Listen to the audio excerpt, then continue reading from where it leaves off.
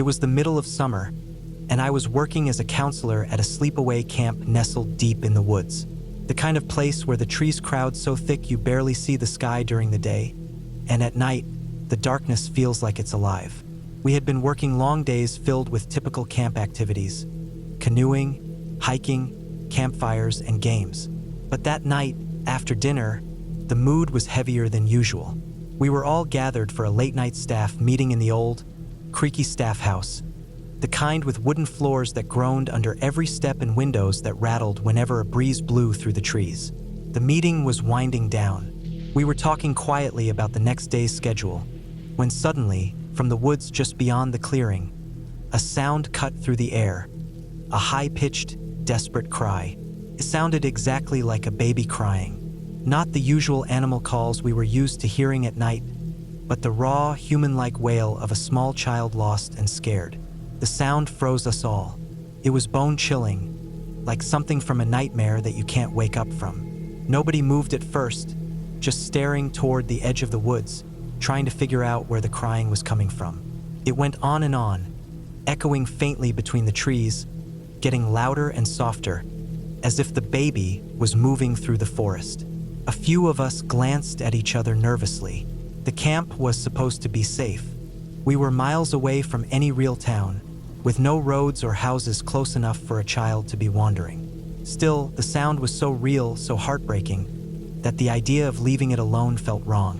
3 of us, myself and 2 other counselors, decided we should check it out. It wasn't just curiosity. Something in me, and probably in them too, felt responsible. We grabbed our flashlights, told the others we were going to look around the edge of the woods, and stepped out into the thick, damp night. The air was heavy with moisture from the day's heat, and the smell of pine and wet earth filled my nose. Our flashlights cut narrow beams through the blackness, flicking across moss-covered logs and tangled underbrush. The crying sound was faint now, but still there, always just ahead, like something was leading us deeper into the forest. We followed a narrow path that wound alongside a small stream. The moon was just a sliver in the sky, barely enough to see by, so the only light came from our flashlights. Every step we took, the sound of the baby crying mixed with the rush of the water, making it hard to tell exactly where it was coming from. After a few minutes, we reached a bend in the stream. That's when we saw it. A small shape lying on the bank, barely moving. As we got closer, the flashlight beam revealed a rabbit, its fur matted with blood. The poor animal was ripped open, its body trembling weakly with each shallow breath. Blood was pooling beneath it and running down the bank into the water, turning the clear stream a rusty red. We all stopped dead in our tracks. It was clear this wasn't just a regular animal death. Something had attacked the rabbit violently. The sight was gruesome, and the raw smell of blood mixed with wet earth made my stomach turn. For a moment, the crying sound from earlier made sense. The dying rabbit's weak gasps and desperate movements sounded eerily like a baby's cry. It was the kind of noise that cuts right through you and twists your gut. One of the counselors, trying to sound calm, said it was probably a fox that had done this. We were all still shaken, but he insisted that foxes sometimes attacked rabbits like this and that we should go back to the camp. He said he'd stay with the rabbit for a moment to put it out of its misery. We agreed reluctantly. The forest felt darker now, heavier, like something was watching us from just beyond the tree line. We started walking back toward the staff house, but the air was thick with tension. The crying noise was gone, replaced by the sounds of the night. Leaves rustling, insects buzzing, and distant animal calls.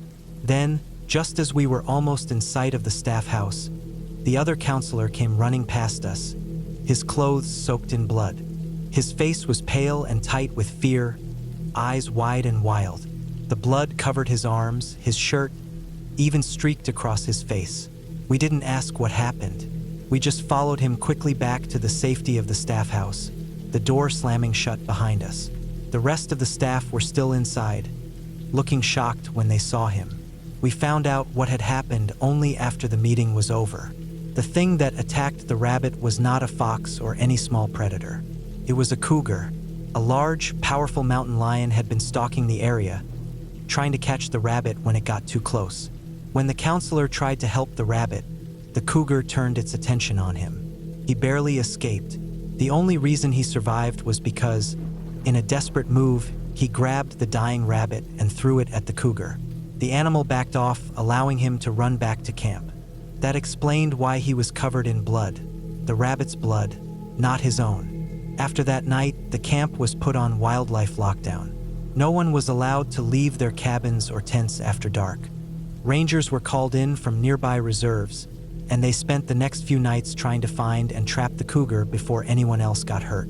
They searched with dogs and used traps baited with meat. The entire camp was tense, every rustle in the bushes making us jump. It was the most scared I've ever been at camp. The crying rabbit sound still haunts me. It's a reminder that what you hear at night in the woods isn't always what it seems. A baby crying isn't always a lost child. Sometimes it's something else entirely. Something wild and dangerous, lurking just out of sight. That summer taught me to respect the forest in a way I hadn't before. The animals there aren't just background noise. They live and die in the shadows, and sometimes their pain sounds human enough to fool you. After that night, I never ignored a sound in the woods again. But I also learned not to rush into the dark alone. Because sometimes, the things you think you're going to find aren't what you expect at all. When I was about 8 or 9, my mom decided to take us on another one of our regular camping trips. It was early summer, still cool at night but warm enough during the day for swimming and hiking. The campground we were headed to was small, tucked away about 2 hours from the town we lived in. It wasn't anything fancy, just a forested patch with a gravel road winding through maybe a dozen or so spots, all surrounded by tall pine and spruce trees. Over the years, we had sort of adopted one particular campsite. It was tucked back a bit from the others near a little creek, and we had slowly built it up. We knew where to set the tents so they weren't on roots.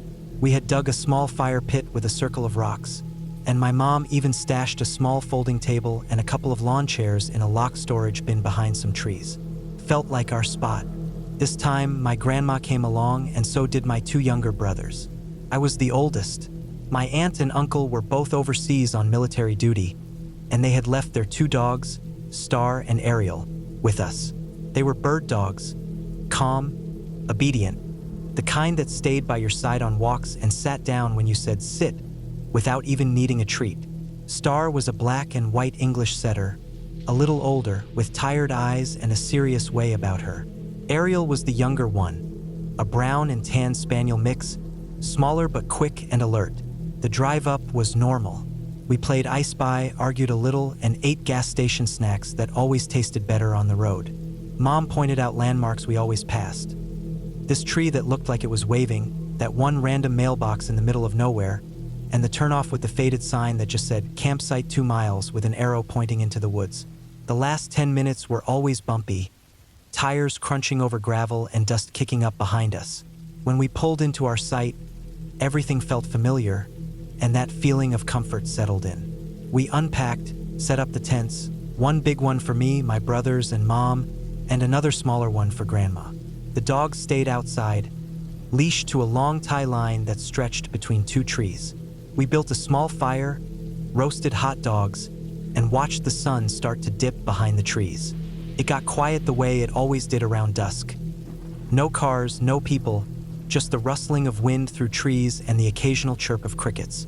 We went to bed with full bellies, tired and soothed by the soft sounds of the forest. That first night was peaceful, the kind of night where you fall asleep and wake up in the same position. The second night was different. It was around 1 a.m. when I woke up to a low growl. Not a bark, not a yip, just this steady, deep growl coming from Star. I didn't sit up at first. I just lay there with my eyes open, trying to understand what I was hearing. It wasn't the kind of sound dogs make when they hear a squirrel or a branch snap. It was focused, almost vibrating. Then Ariel joined in, a quieter growl but tense. I heard my mom shift next to me in the sleeping bag. She sat up slowly and whispered something under her breath, but I couldn't make it out. She unzipped the tent slowly, careful not to make too much noise. Star and Ariel were both standing now, leashes tight, tails stiff. Star stood right at the edge of the tent flap like a statue. I saw my mom slip on her jacket and quietly reach into her bag for the flashlight and something else. I didn't know what it was then, but I found out later it was a small knife she always kept in the camping gear. When she stepped out, the dogs moved with her, not pulling, not barking, just moving with purpose. That's when I sat up all the way. I looked at my brothers, still asleep, and then over at Grandma's tent. It was zipped up, no movement. Star suddenly stopped walking forward and stood rigid, her body low and tail stiff. Ariel mirrored her. They both positioned themselves between the far edge of the camp and my mom, pushing her backwards slightly, like they were trying to herd her toward the car without letting her get any closer to whatever they were seeing or sensing. Mom tried to look past them, shining her light toward the woods, but the beam only lit up the trees in front of her. Nothing moved. No branches swayed. No animals ran. But Star's growling got louder. Ariel's hackles were up, and she bared her teeth, something I had never seen her do. They wouldn't let my mom move any closer to the far side of the campsite. Instead, they kept pressing her back, and eventually, she turned around and slowly walked back to the tent. By then, I was sitting up fully, heart pounding. My brothers had woken up, confused and scared. One of them started crying, and I remember trying to shush him while I stared at the tent flap, waiting for Mom to come back in. She did, but she didn't lay down. She zipped the tent up behind her, knelt down, and whispered that we were leaving. No one argued. No one asked why.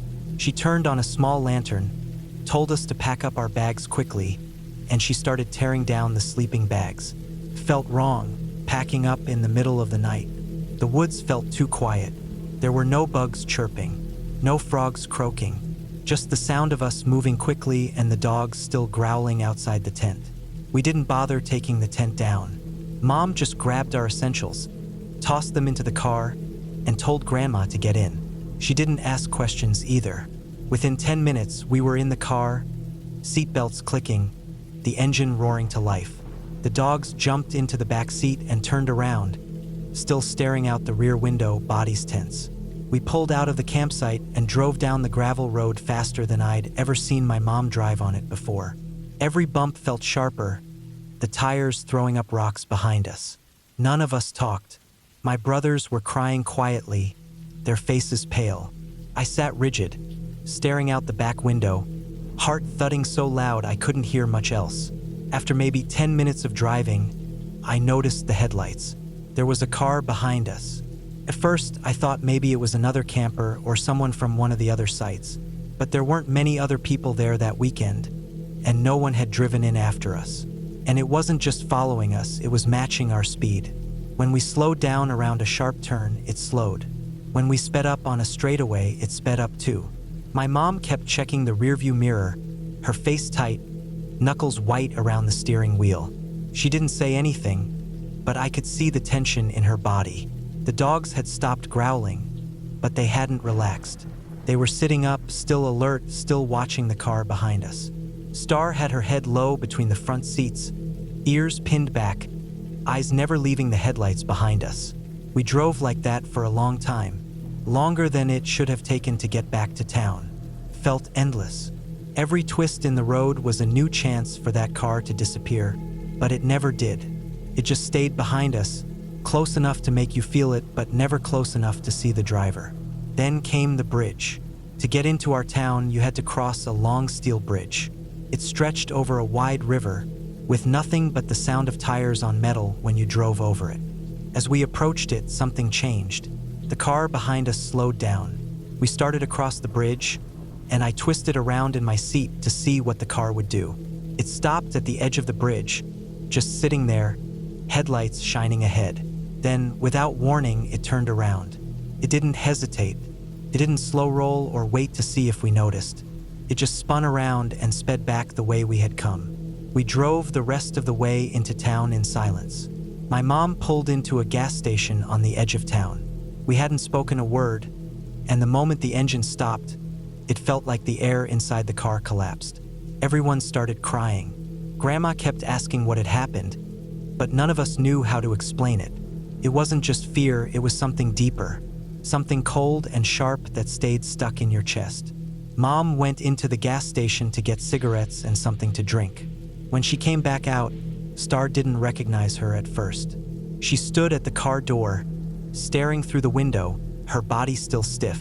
Mom opened the door, but Star didn't move until Mom crouched down and called her name softly through the open window. Only then did Star hop down from the seat, walk around to her, sniff her, and then finally relax. That night changed something for all of us. We didn't go back to that campground after that. Not even once. Mom never explained what she saw or what she thought she saw that night in the woods. She said later she didn't know why she left when she did, just that it felt wrong to stay. And even now, years later, when we talk about that night, it's always with this kind of edge in our voices, like we're all still trying to figure out what exactly we escaped. I didn't go camping again for a long time after that. When I did, I stayed in big groups closer to civilization, where there were lights and other people nearby. I never forgot the way the dogs growled that night, or how Star wouldn't let my mom near the far end of the camp. I never forgot the car that turned around at the bridge like it never wanted to enter the safety of our town. Some people hear that story and think it's just nerves, a bad dream, kids being kids, but we all lived it. Every single one of us remembers it the same way, and that's why I don't camp anymore. We pulled into the site later than we were supposed to. I remember the car headlights bouncing along the gravel road, cutting through the dark like knives. Trees closed in tight on both sides of the path, their branches reaching over like arms trying to grab us. Everything smelled damp. Pine, wet dirt, and something musty that always seemed to hang in the air near rivers. We were just a bunch of dumb kids back then, maybe 12 or 13, excited to camp near the rafting place we'd heard about. The plan was to spend the night, then maybe sneak down to the river in the morning to watch the rafts take off. But it was already late, real late, the kind of late where your breath feels heavier and every sound seems sharper. The sky was pitch black, not a single star, no moonlight, just thick, cold air and that sound, this constant rustling all around us. It was loud, not just a breeze. It sounded like wind, sure, but not quite, more like dry leaves being dragged, torn, or swept across the forest floor by something fast. I remember stopping dead in my tracks when I stepped out of the car and hearing it for the first time. It was surrounding us, like we were standing in the center of something we couldn't see. I looked around, holding the flashlight out in front of me. The beam caught floating bits of dust and branches hanging low, but nothing explained the sound. I figured maybe it was wind whipping through the trees, bouncing off the rocks. No one said anything. We just moved fast, unloading the gear, unzipping packs, setting up our little dome tent. Everything felt heavier in the dark. Every noise out there made us glance over our shoulders. We didn't mess around with a campfire. It was too late, and none of us were feeling particularly brave. We just pitched the tent in a mostly flat spot, drove in the stakes, rolled out our sleeping bags, and stuffed everything else back in the car to deal with in the morning. That sound, the rustling, never stopped, came in waves like a pattern. Rise, fall, just loud enough to never let you forget it was there. When we all crawled into the tent, I was still thinking about it. Lying on my back, eyes wide open, watching the dark curve of the nylon above me. Couldn't sleep. I don't think any of us really did at first. You could hear everyone shifting, adjusting their bags. Nobody spoke. We were kids, but we weren't that stupid. We all felt it. At some point, I must have drifted off because I woke up with a full bladder. The kind of pressure that doesn't let you ignore it. I tried to hold it, rolled onto my side, tried again. It only got worse. I looked at my watch somewhere close to 3 a.m., dead middle of the night. The tent was hot and stuffy, and I could hear one of the others lightly snoring. I didn't want to wake anyone. I figured I'd just step out real quiet, take a leak, and get back in. No big deal. I didn't take the flashlight with me. I thought I could use the glow from the tent behind me to guide my way. And besides, I didn't want to shine the light around and wake everyone up. Just a quick piss and back. I unzipped the flap slow and low, keeping the noise down, slipped out and zipped it back behind me. I stood there for a second, adjusting to the black. The sound was still there, that same rushing, rustling noise, louder than before. But nothing moved. No branches swinging, no leaves blowing across the dirt. Came from somewhere out in front of me, behind the trees. Constant. I figured I'd walk a little further from the tent this time, mostly because last time I'd been lazy and just went behind a nearby log, and the smell had drifted into the tent later. One of the others had grumbled in their sleep, so I pushed further this time, taking maybe 30, 40 steps into the dark. I felt like I was going in a straight line. I was barefoot, but the ground was soft. Damp leaves, pine needles, the occasional stick. The air felt cooler the further I got, almost like walking into a basement. That rushing sound was closer too, not deafening, but definitely loud now. I could feel it in my chest, a low vibration. I found a tree that felt far enough, leaned on it, and did my business. The sound was right there, right past the next clump of trees. Still didn't know what it was. Still thought it was just some weird forest wind thing, or maybe a bunch of dry leaves down in a gully. When I zipped back up and turned to head toward the tent, I couldn't see the glow of it anymore. Not even a faint shape. Nothing. I wasn't far, I knew that. But the trees all looked the same, and the dark made everything shift. I didn't panic, not at first. I stood still, took a breath, and told myself I had just turned at the wrong angle. I moved a little to the left, then to the right. No tent. I squinted, hoping for any sign of it. Then I took a few steps in what I thought was the right direction, then stopped again. That's when I heard it. Something new. The ground in front of me wasn't just forest floor. It was something else. A sort of humming underneath the rustling, like a deep breath being pushed through a tight space. And then I heard the water. It wasn't like a creek or a little stream. This was a wide, rolling, angry kind of sound. I walked one step closer, and the forest floor gave way to smooth rock. My foot slipped a bit, and I felt it dip just slightly downward. That's when it clicked. That wasn't wind I'd been hearing all night. It wasn't leaves. It was water, a river, fast one, strong. And I had just been a few feet from walking right into it, in the middle of the night, without a light, without anyone knowing where I was. My stomach dropped. I backed away slow, real slow, my eyes still straining to see anything in the dark. My toes were gripping the damp ground, trying to find footing that wasn't angled. I didn't know how wide the river was or if there was a sudden drop.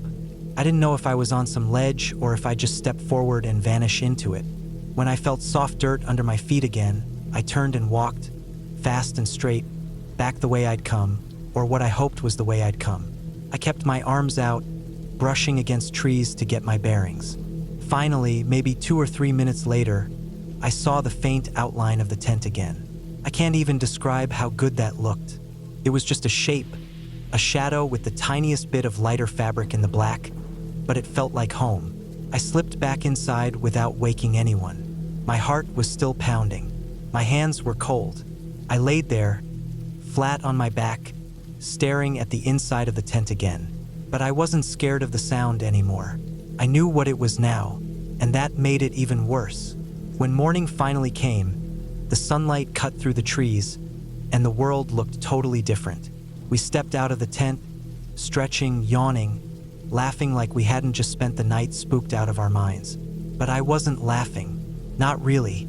I walked out toward where I had gone the night before, retracing my steps. In daylight, it all made sense. There was a narrow path between the trees, and just beyond it, a steep, smooth rock slope leading right down into the river. And the river wasn't some lazy, gentle stream. It was a monster, wide, gray, churning. You could see the current whipping past, broken white in places. There was no way I would have been able to swim in that. Not in the dark, not even if I'd hit the water during the day. The place we'd camped near took people on rafting trips for a reason. This wasn't some little kiddie float zone. This was fast water. Dangerous water. I stood there, toes near the slope, and just stared at it. Tried to picture what it would have been like to take one more step last night. One single step forward in the dark, and I would have hit that rock, slipped, and gone under.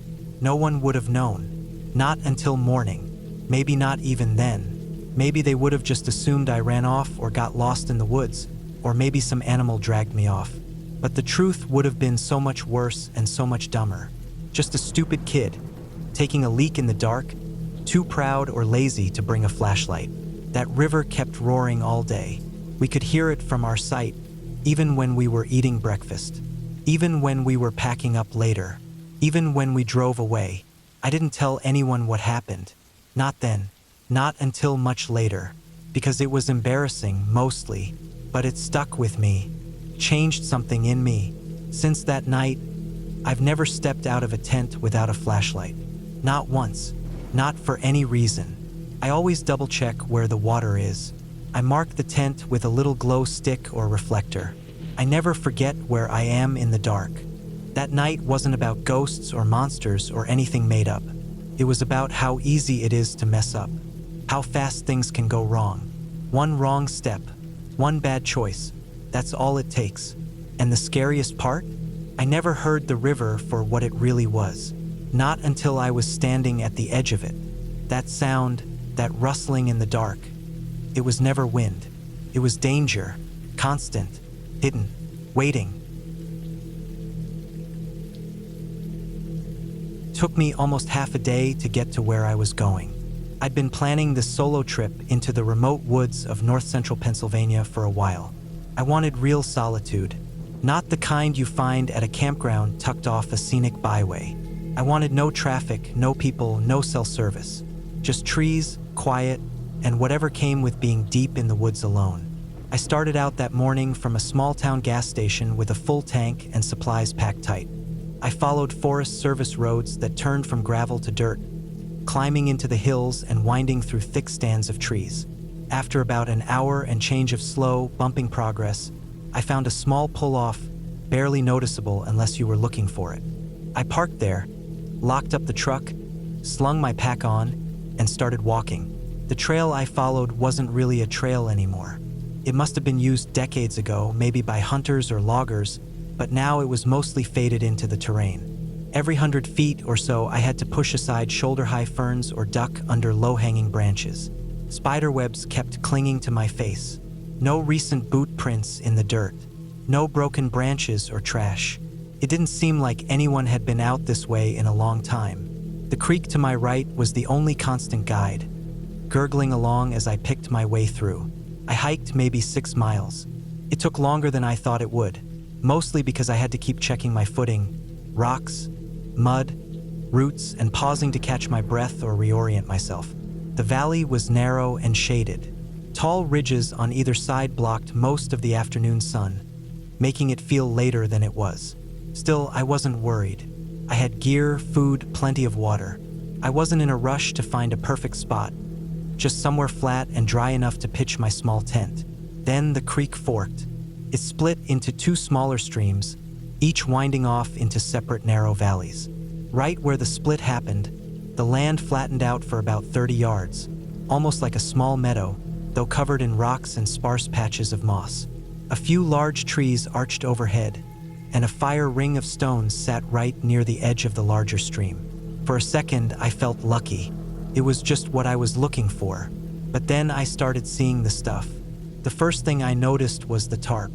It was sun-bleached blue, laid out flat next to the fire ring. It had pine needles and bits of debris on it, like it had been there a while.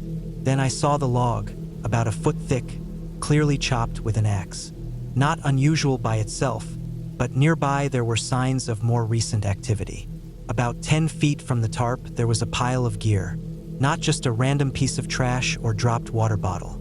It looked like someone had taken their whole pack and dumped it out. There were sealed meal packs, a stainless cook pot with a folding handle, a camping stove, first aid kit, even a foam sleeping pad half unrolled. But no actual backpack in sight. No frame, no straps, nothing to hold it all together.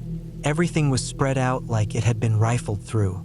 Near the edge of the creek, I found a pile of clothing. A couple of shirts, a pair of hiking pants, socks, all crumpled up and damp. They'd clearly been out in the rain, and I remembered it had poured the day before. There was a towel hanging from a nearby tree branch, swaying gently in the breeze. It felt like the kind of scene you stumble across in a dream, when something looks normal at first but gets stranger the longer you stare at it. Then there was the toilet area. Took me a second to realize what I was looking at. Behind a bush, near the far edge of the clearing, the ground was scattered with small mounds of toilet paper, dozens of them. Judging by the amount and the discoloration from rain, it had been used repeatedly over what looked like a couple weeks. Somebody had definitely been living here or at least staying for an extended time. But they weren't here now. And then I saw the cage. I don't even know if cage is the right word, but that's the only thing that came to mind. It was about 4 feet tall and 4 feet wide, made from straight saplings tied together at the corners. The frame was shaped like a cube, and each side had diagonal braces tied across it. The bindings looked like paracord or some kind of thick twine. There was no door, no floor, and no roof. Just this skeletal wooden box standing alone near a mossy boulder. It wouldn't have held an animal. It wouldn't have kept anything out. It just sat there, fragile, strange, and deeply out of place.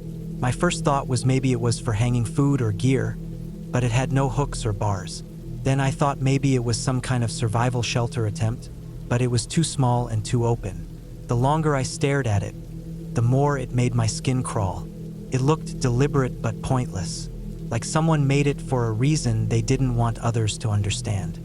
By that point, the light was almost gone. The sun had dipped behind the ridge, and the temperature was dropping. My legs were sore, and the thought of backtracking 6 miles on a barely visible trail in the dark wasn't appealing. I had a headlamp, but no real backup plan.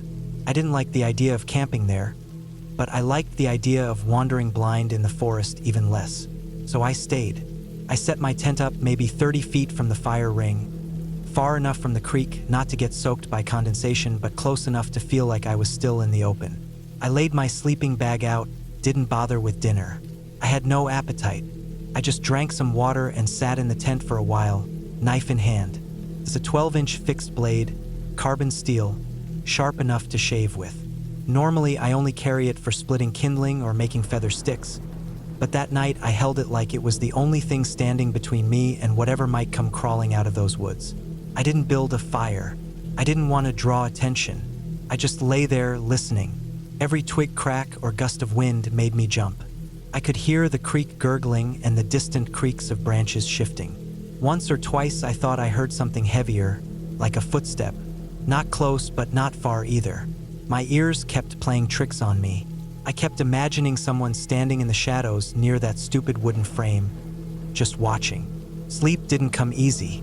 I'd drift off for a few minutes, then jolt awake, hand gripping the knife handle so tight it hurt. I never saw anything. No lights, no voices, no movement outside. But something felt wrong. Not supernatural wrong, just wrong in that deep, gut-level way that makes the hair on your arm stand up for no reason. When the sky finally started to lighten, I got up fast. I packed up my gear, didn't bother eating, and didn't even fully roll my tent. Just crammed it in my pack and cinched it down. I crossed back over the creek, cast one last look at the site, at the mess of gear, the toilet spot, the strange cube, and turned away. Hiking out was faster, mostly because I didn't stop to look around. I just followed the creek, cutting through ferns and ducking branches, ignoring the webs in my face and the sweat down my back. Every part of me wanted distance from that place. I didn't stop until I saw the glint of my truck through the trees, and when I did, I felt like I just walked out of a bad dream. Back in town later that day, I called the local Forest Service office, told them what I'd seen, described the site, the gear, the odd cage. The guy on the phone listened without saying much. I sent him some of the pictures I'd taken, just quick shots on my phone, a few of the tarp and gear, one of the wooden frame. He told me they'd send a ranger to check it out and clean up anything left behind. He also said it was probably just some loner living out there, or maybe someone with a still or trying to grow marijuana deep off trail. But I didn't buy it. A still would have needed heavy equipment. No way someone hauled that stuff 6 miles in without leaving obvious signs. And the valley was too shaded, too narrow for growing anything in volume. And even if it was a loner, someone just hiding out, why the cage? Why leave all their gear scattered like that? Why abandon camp right before a storm? He didn't have answers, and I didn't follow up. That trip stayed with me. I've camped solo a lot. I've had coyotes run through my camp in Colorado, heard them howling in the dark like wild spirits. I've seen black bears sniffing my food bag. I've weathered windstorms that shook my tent like a leaf. But that night in Pennsylvania, that was different. It wasn't what I saw that scared me. It was what I didn't. And even now, when I think back on it, that image won't leave my head. The wooden frame standing alone, useless and out of place. It haunts me not because of what it was, but because I still don't know why it was made. And maybe I never will. I never thought I'd be the kind of person to get scared while camping. I've been out in the woods alone plenty of times before, hiking, sleeping in a tent, cooking over a fire, and just enjoying the quiet. The forest always felt peaceful, even comforting. But this trip, the one I took last fall, changed all that. I picked a small state park that was known for being quiet and not too crowded. It was late September, early fall. The nights were chilly, with that crispness that makes you pull your sleeping bag tighter. The trees had started to turn orange and yellow, but most were still green. The park had only a few campsites open, and I ended up at the back end of the loop, where the woods were thick and the sounds of other campers were distant and faint. The perfect spot, I thought. I arrived mid-afternoon, unloaded my gear, and set up my tent on a flat patch just off a dirt road. The ground was covered with pine needles and dry leaves. There was a small creek maybe 50 yards away, and the sun filtered through the canopy in soft golden light. The air smelled like damp earth and wood smoke from other campers' fires. I was alone as I had planned. No phone signal, no internet, just me and the woods. The first night was quiet. I cooked some instant soup on my little stove, stretched out in my sleeping bag, and listened to the night sounds. The distant hoot of an owl, the rustle of leaves, the snap of twigs from squirrels or raccoons.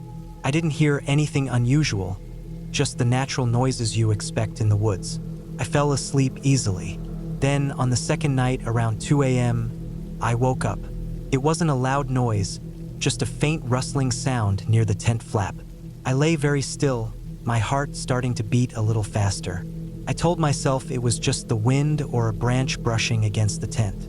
Maybe a small animal trying to get close, looking for food. But when I opened my eyes and looked toward the flap, the movement stopped. No shadow, no figure, nothing. Just the slight flutter of the fabric. I kept my eyes on the flap for a while, but there was nothing more. I eventually drifted back to sleep, convincing myself I was just being jumpy. The next day, I thought about what had happened. I checked the campsite, looked around for signs of animals or people. No footprints near the tent flap, no broken branches, nothing out of place. The park was supposed to be safe. I told myself it was nothing. The third night, it happened again. At almost exactly 2 a.m., the tent flap rustled as if someone was peeking inside. I froze. I sat up slowly, my eyes locked on the moving fabric. The moon was behind some clouds, so I couldn't see clearly, but the outline of the tent flap shifted, as if being pushed lightly. Still, no figure, no shadow, nothing. I grabbed my flashlight, pointed it toward the flap, and shone it outside. The beam cut through the darkness, illuminating the empty ground just outside the tent. Nothing. No one was there. I stayed awake for a long time after that, waiting for something to happen, but it never did. The next day, I told myself to stay alert. I thought maybe a curious person was wandering near the camp after hours. I was alone and didn't want anyone sneaking up on me or trying to mess with me. The fourth night was the worst. Around 2 a.m., I woke up again to the sound of the tent flap moving. This time, it wasn't just a little rustle. It sounded like someone was pushing it open slowly, deliberately. My heart slammed against my chest. I grabbed my small pocket knife that I kept near my sleeping bag and sat up fully. I looked toward the opening. The flap was moving, and then I saw it barely, but the flap was wide open, the dark night outside spilling into the tent. I quickly shone my flashlight toward the opening. The breeze had pushed the flap back, but there was still no one there.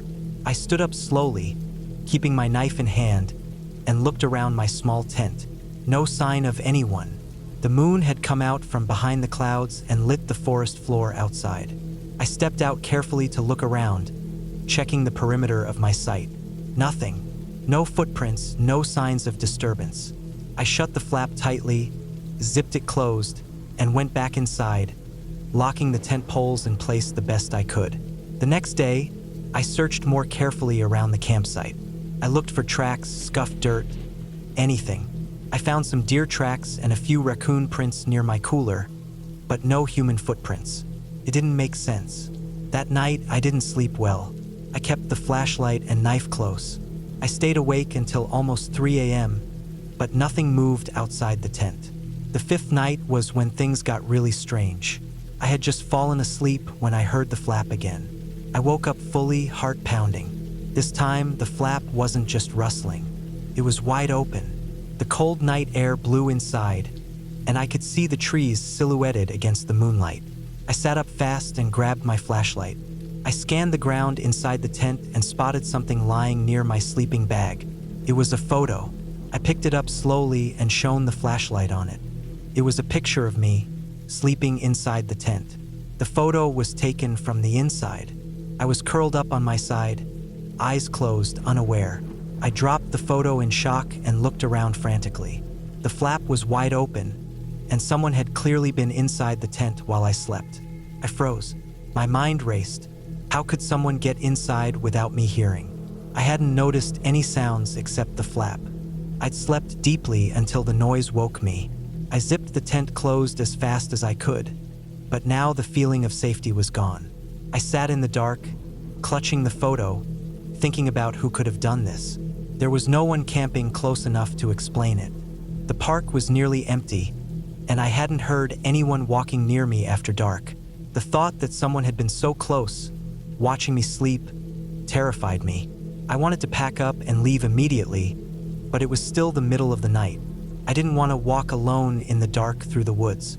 I stayed awake the rest of the night, clutching the knife, flashlight, and the photo. When dawn finally came, I packed up as fast as I could. I double-checked everything, stuffed the photo in my backpack, and hurried down the dirt road toward the park exit. On the way out, I thought about calling the park rangers, but I wasn't sure what I could say. They might think I was crazy. I didn't have proof besides the photo, and I didn't know who could have done it or why. Back home, I developed the photo to see if it gave me any clues. The quality wasn't great. It looked like it was taken on a phone camera with low light, but I could make out the shape of someone's hand holding the phone near the flap of the tent. I looked closely at the shadows and edges and spotted a faint outline near the tent's opening. It was someone crouching just outside, their face hidden behind the tent fabric. That's when I realized this wasn't an accident or a prank. Someone had been stalking me in the woods. They had slipped in and out of my campsite quietly every night around the same time, taking pictures, watching me sleep, and disappearing without a sound. I never went back to that park. I reported the incident to the park authorities and the local police. They said they would increase patrols at night, but they never found who did it. I kept the photo, a reminder that out in the woods, no matter how safe it feels, there can be someone watching. Since then, I've learned to trust my instincts more, to camp where others can hear or see me, and to always keep my gear close. The woods can be peaceful, but sometimes the quiet hides things far more unsettling than animals or the wind. The first night at the campsite, we noticed them. My wife was fixing dinner on the little camping stove while I was setting up the tent. Our 2 kids were running around, laughing and chasing each other in the fading daylight. The forest around us was quiet except for the birds settling in for the night and the soft rustle of leaves in the breeze. But as darkness fell, something caught my eye. At the edge of the clearing, just beyond the line of thick bushes, 2 small red dots appeared. They were glowing, almost like tiny red lanterns hanging in the dark. I blinked, thinking it was a trick of the light, maybe a reflection from the camping lantern. But the red eyes stayed fixed on us, unmoving. I nudged my wife and pointed towards the bushes. She turned, eyes wide for a moment, then smiled nervously. "Probably just a deer or a raccoon," she said, but I wasn't so sure. Those eyes didn't look like any animal I'd seen before. They were too bright, too steady. That first night, the eyes didn't come any closer. They stayed there, watching. I kept my flashlight ready, shining it towards the bushes every few minutes, but the red eyes never disappeared. They didn't blink or move, just stayed fixed on us through the dark. The kids eventually fell asleep in the tent, and we told ourselves it was nothing, just animals out in the woods. Still, I didn't sleep well. The second night, the same thing happened. As the last light disappeared from the sky, the red eyes appeared again. This time, they seemed a little closer, maybe just 10 feet from the tent's edge. I got up and shone the flashlight directly at the spot. Nothing moved, no rustling in the bushes, just those 2 red dots glowing at me. I called out loudly, my voice echoing through the trees, hoping to scare whatever was there away. The eyes didn't move. They didn't even blink. That night, I barely slept. I kept checking the bushes from inside the tent. The kids were tired and didn't seem to notice anything. My wife told me not to worry. Maybe it's just a reflection from an animal's eyes, she said again. But the steady, unblinking glow didn't feel right. It was too intense, like something was watching us carefully. On the third night, my patience ran out. I was sitting by the campfire, watching the flames crackle and listening to the quiet sounds of the forest. The kids were asleep, and my wife was inside the tent. The red eyes appeared again, just like before, glowing in the bushes. This time, I stood up, walked closer, and shouted at them, my voice firm and loud. "Go away!" The eyes blinked once and then disappeared. The bushes were empty, no sound of movement, nothing. I waited, heart pounding, but they never came back that night. For the first time, I felt a small relief. In the morning, as the sun rose and light spilled over the campsite, I went outside to check around the bushes. That's when I saw the marks. Long, deep scratches were etched across the side of our cooler. The plastic ripped and gouged like some sharp claws had dug into it. My stomach turned when I found similar scratches on the fabric of our tent, running from the ground up nearly 3 feet high. It looked like something had tried to claw its way inside during the night. I called my wife over to look. She frowned, feeling the rough, torn fabric and running her fingers over the scratches on the cooler. "That's not normal," she said quietly. The kids were still asleep, so I took a closer look around the bushes, trying to find any footprints or signs of what could have made those marks. The ground was soft from the recent rain, and I could see faint prints, but they were unlike any animal tracks I'd seen before. Too big and too deep, with long, sharp indentations where claws must have dug in. That day, we decided to keep a fire burning constantly and put the cooler and tent as far from the bushes as possible. I stayed alert, watching every shadow, every sound. The kids played quietly, sensing something was wrong but not understanding what. That night, the red eyes didn't show up. I stayed awake until the early hours, listening to every noise. The forest was quiet, almost too quiet. No rustling, no distant howls, just the crackle of the dying fire and the sound of the wind brushing through the trees. I thought maybe whatever had been watching us had finally left. But just as I was drifting off to sleep, I heard a faint scraping sound. I opened my eyes and looked toward the bushes. In the faint moonlight, I could just make out dark shapes moving slowly between the branches. My heart slammed in my chest. I grabbed my flashlight and shone it toward the movement. Nothing but shadows. The red eyes never came back that night, but the feeling of being watched stayed with me. Over the next couple of days, the marks on the cooler and tent got worse. Every morning, I found new scratches, deeper and wider than before. It was clear whatever was out there was growing bolder. We packed up early on the last day, tired and anxious to leave. As we loaded the car, I scanned the bushes one last time. The red eyes didn't appear, but I couldn't shake the feeling that something was still there, just out of sight, waiting. Driving away from the campsite, I kept thinking about those glowing eyes and the deep scratches. Whatever it wasn't a deer or a raccoon. It was something bigger, something strong enough to tear through thick fabric and plastic with sharp claws. Something patient enough to watch us night after night, never making a sound, just waiting. That experience stayed with me for a long time. I can still picture those glowing red eyes, burning bright in the dark, and the silent way they disappeared when I shouted. I'm not sure what kind of animal it was, maybe a large predator like a mountain lion or bear, but something about the way it watched us felt different. More curious, more deliberate.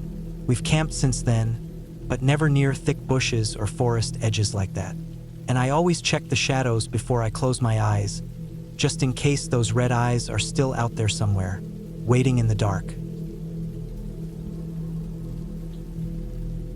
The sun was already low when I pulled into the campground. It was late April, the kind of time when most people weren't thinking about camping yet. The place was nearly empty, just a few scattered trailers and tents, all spaced far apart like they didn't expect company. I liked it that way. I wanted quiet, space, and time to think, not a crowded party or a noisy RV park.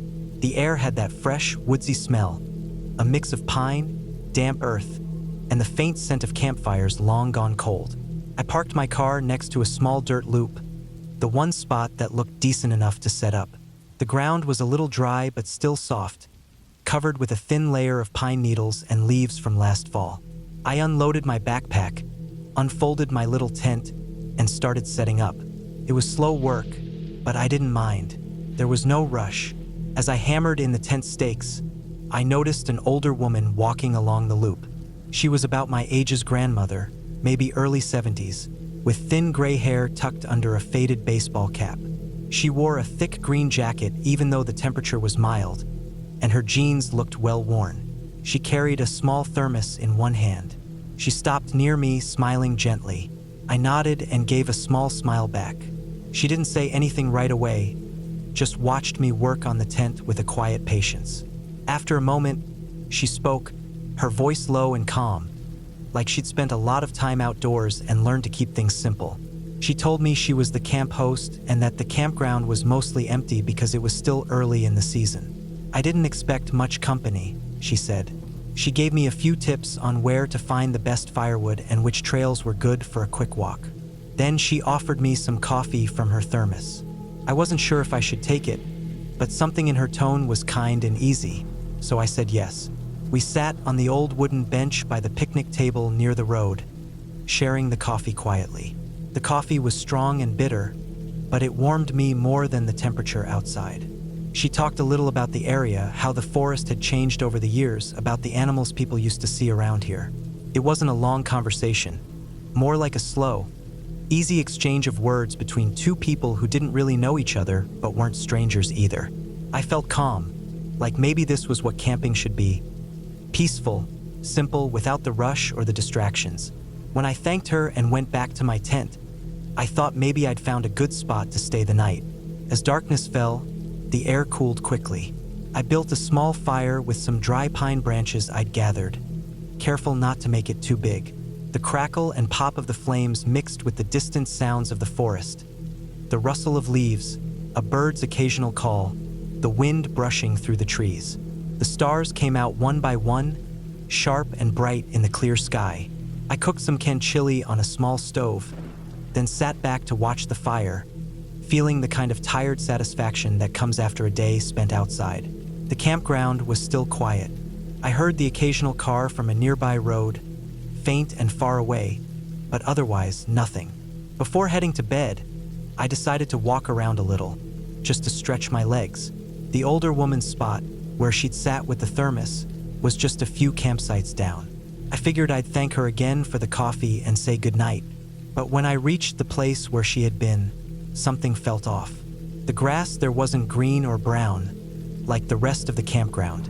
It was blackened and dry, like it had been burned. The picnic table was gone. The bench was just a pile of charred wood splinters. I stood there for a moment, confused. I'd just been there a couple of hours ago, hadn't I? The fire she'd used to keep warm couldn't have burned the whole spot down so fast. Could it? I looked around for any signs of a fire, maybe a smoldering ember or a cigarette, but nothing. Just dry, dead grass and ash. The quiet felt heavier, like the air itself was thicker. My skin crawled, and my heart started beating faster. I went back to my tent quickly, locked the zipper, and sat down, trying to make sense of it. I kept thinking about the woman. How could she have been there if that spot had been burned? Why was there no evidence anyone else was here? No sign of her car or campsite. The next morning, I drove into town, curious to ask about the campground. At the small local store, I talked to the owner, a middle-aged man who looked like he'd spent his whole life in the area. I asked about the camp host, about when the campground usually opened and if there was someone who managed it. He looked at me funny, then shook his head. "No host here for over a year," he said. "Campground's been closed off and mostly empty, except for a few people like you who show up now and then. Maybe some vandals or campers passing through, but no official host." I told him about the woman, the coffee, the tips. He frowned, said he hadn't heard of anyone working as a host recently.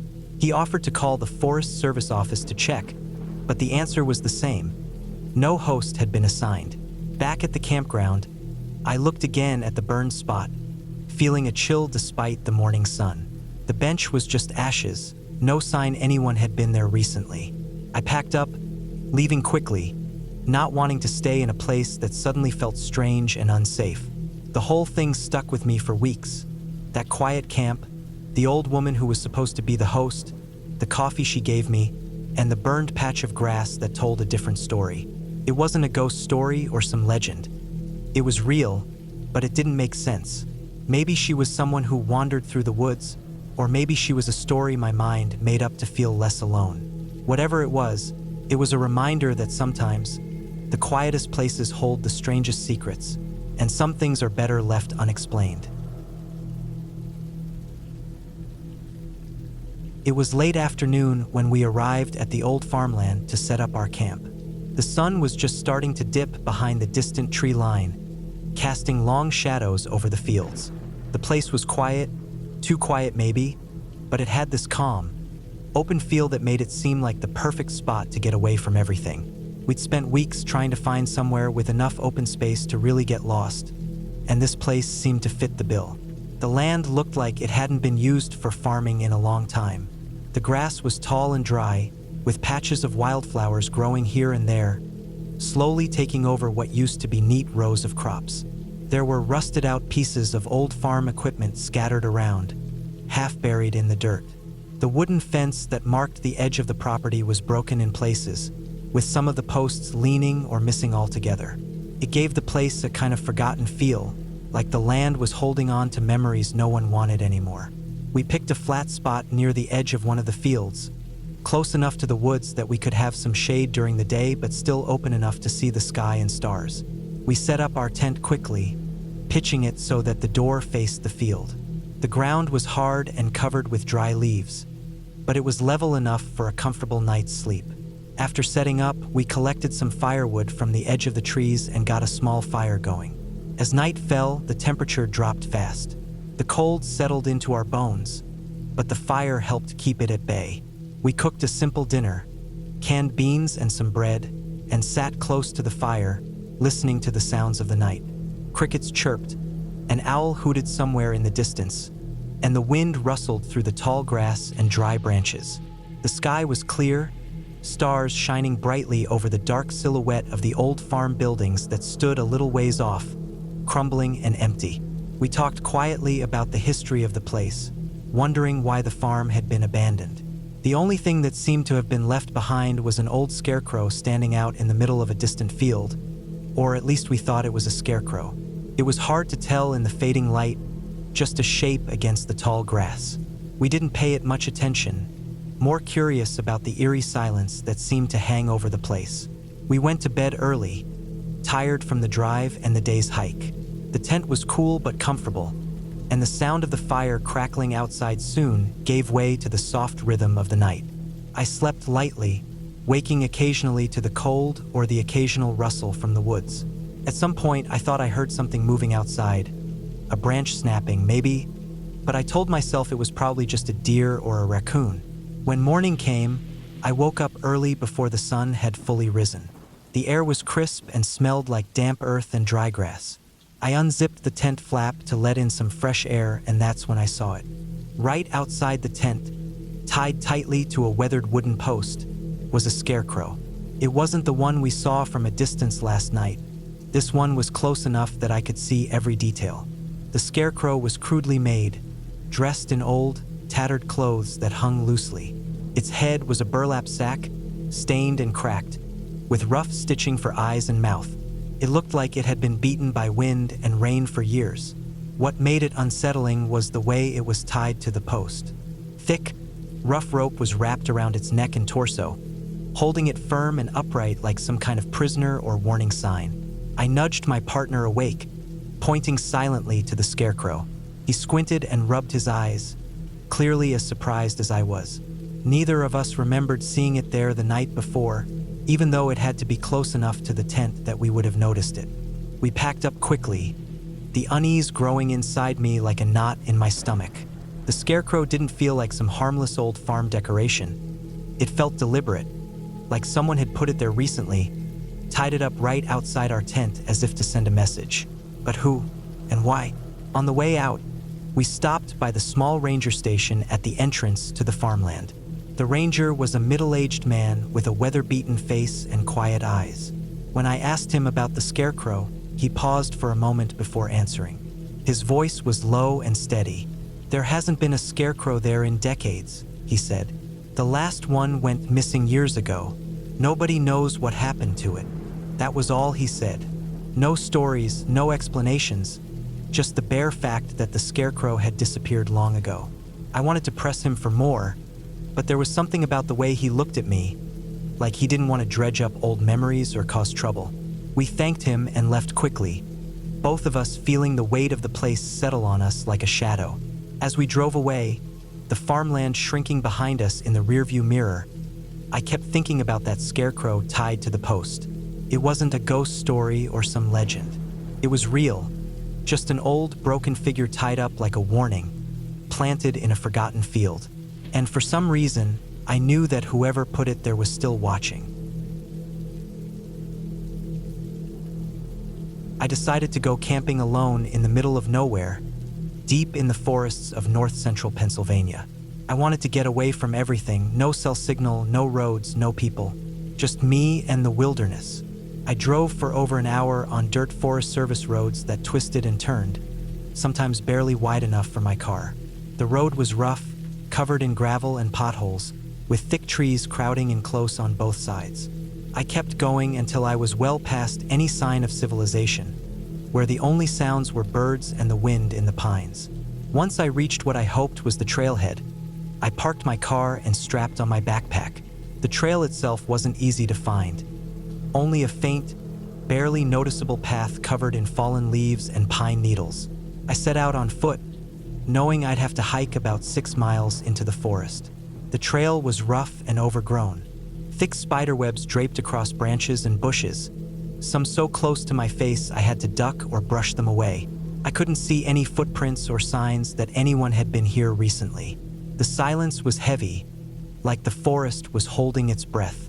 The path followed a narrow creek that twisted through a valley. The ground was rocky and uneven, not flat or easy for camping. I wasn't in a hurry to find a perfect site. I just wanted to get far enough in before dark and find a spot to rest. The sun was beginning to dip low behind the trees, casting long shadows through the forest. The air was cooling quickly. After hiking for a couple of hours, I came upon a fork in the creek. On the other side, there was a flat spot big enough to pitch my tent. As I got closer, I noticed something strange. Scattered around the flat area were random items lying about, like someone had just dropped them and left. A tarp was spread out near a stone fire ring, weathered and dirty. There was a thick log about a foot in diameter, chopped with an axe, fresh enough to still have clean cuts, but dry enough to have been there a few days. A little further on, I found what looked like the entire contents of a hiker's backpack: food cans, a small cooking set, a sleeping pad, a first aid kit, all scattered across the ground. But there was no backpack anywhere. It looked like someone had unloaded their gear, then vanished. Near the creek, there was a pile of clothes soaking wet from rain that had come the day before, sodden and smelling faintly of mildew. A towel hung limply from a low branch nearby. Then, there was a small area clearly used as a makeshift toilet. It looked like it had been in use for a week or two. There were several piles of toilet paper in the dirt and leaves, some partially buried by fresh debris. It all felt eerie, like I'd stumbled into someone's hidden camp, but they weren't here anymore. The strangest thing was a structure standing about 4 feet square near the edge of the clearing. It was like a cage, but made out of thin saplings tied together at the corners and crossed diagonally on each face. It looked like the edges of a cube, but the gaps were wide open, and it didn't look strong enough to hold anything inside. It didn't make any sense. Why build a cage that could neither trap nor protect anything? It looked more like a crude frame or marker. I felt a chill just looking at it. The whole area gave me the creeps. But by then, the sun was nearly gone, and I didn't want to hike back in the dark on a trail that was already hard enough to follow. I set up my small tent near the fire ring, trying to ignore the scattered belongings and that weird cage. I kept my 12-inch knife in my hand the entire time, ready for anything. Every noise made me jump. The rustling of leaves, the snap of a twig, the distant hoot of an owl. I kept imagining someone watching me from the trees. I told myself it was just my nerves, but I didn't dare relax. All night, I barely slept. I kept hearing things. Soft footsteps just outside my tent, the faintest whisper of movement. Sometimes I thought I heard voices far off, but the forest was so still that even those sounds seemed unreal. I didn't want to look out. I just stayed frozen, clutching my knife.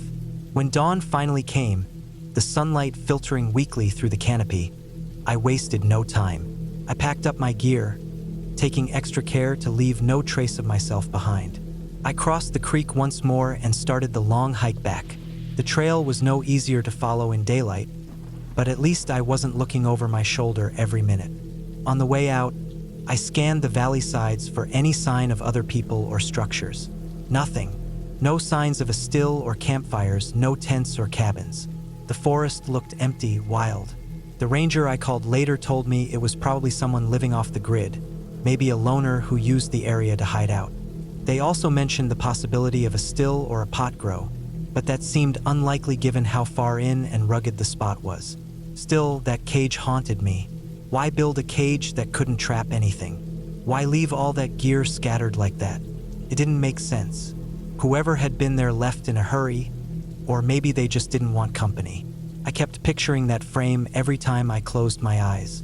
I never went back to that spot, and I haven't followed up to see if the Forest Service ever found out what it was. I'm glad I got out when I did. The wilderness is peaceful and beautiful, but sometimes it feels like it's hiding things you don't want to find. That night, alone with that weird cage, I understood that better than ever.